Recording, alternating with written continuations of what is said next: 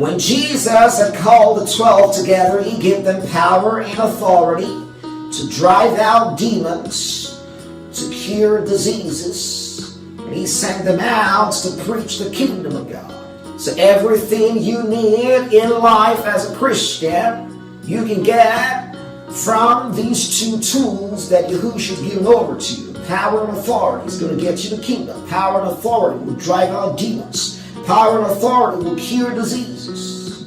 What else do you need?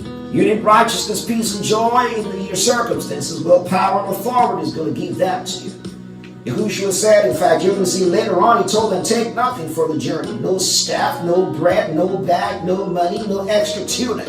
He said, come on, don't get weighed down by all those things the pagans are running after, because I've given you what you need, power and authority. And your weapon that praying in the Spirit is going to be generated for you is what we call incense. And incense will leverage the background of righteousness, which is going to be a combination of right standing and right doing to be effective properly for you. Now let's look at Mark chapter 9 to get grounded in how incense actually operates. There is a finite resource that your spiritual weapon is going to generate.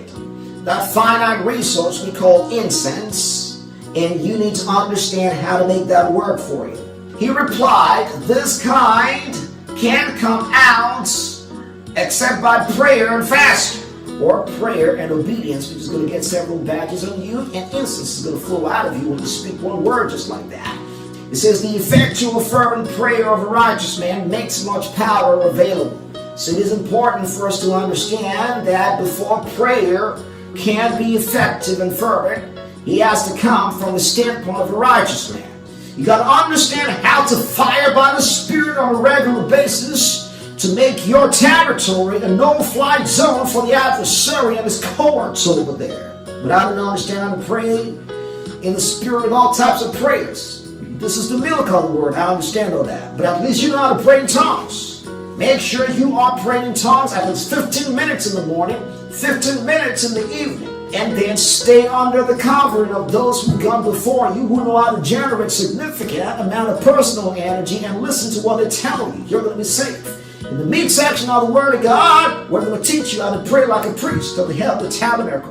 The faith of a priest, and you start contributing your own little quarter, little push out spiritual, and you are going to bring down every affliction. Bring down the devil and pull him away from your atmosphere and stamp your God-given authority over that outlaw spirit as you reign as a king and a priest in Christ Jesus by the grace of God.